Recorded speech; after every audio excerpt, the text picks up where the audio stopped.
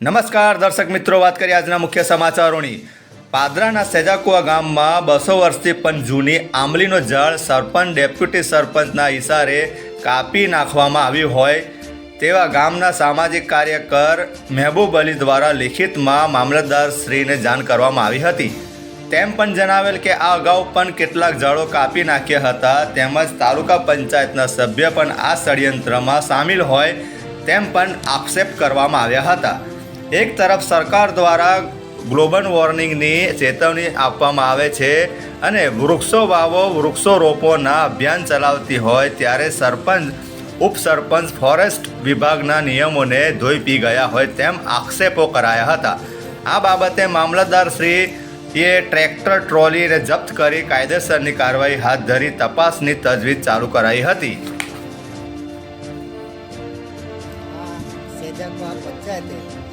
ઝાડો કપાયેલા છે અને 27 તારીખે સવારમાં આંબલી પાડી દીધી।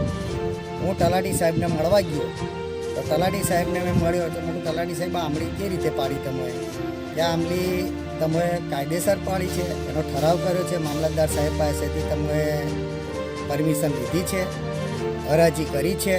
તો તલાટી સાહેબે મને એવું કીધું કે મને કશી ખબર નથી। એટલામાં સરપંચ સાહેબ આવ્યા।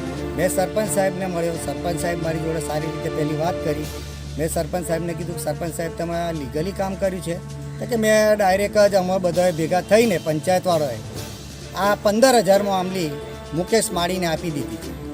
હવે મેં એ કીધું કે સરપંચ સાહેબ તમે કેવી રીતે આપી? તો કે થાય એ કરી લો।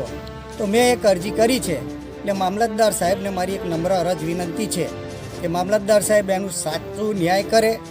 જો આ રીતે ન્યાય કરવામાં નહીં આવે, મેં તો આ એક આંબલી પકડી છે, એની અગાઉ 25 ઝાડ પાડી દીધા હતા પંચાયતે જીસીબીથી, એ પણ મેં અત્યારે સ્થળ પર પડેલા છે અને સુકાઈ ગયા છે, એના ઉપર વેલા ચડી ગયા છે।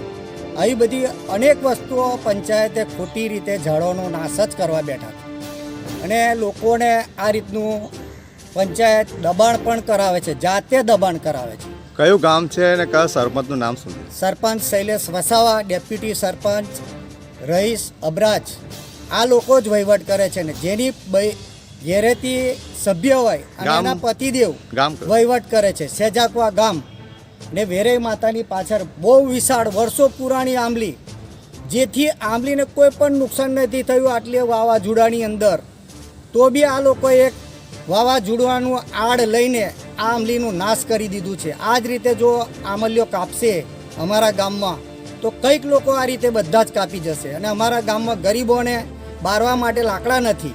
હવે ગરીબો વલખા મારે છે અને આ લોકો વેચીને એમના ખિસ્સા ભરે છે।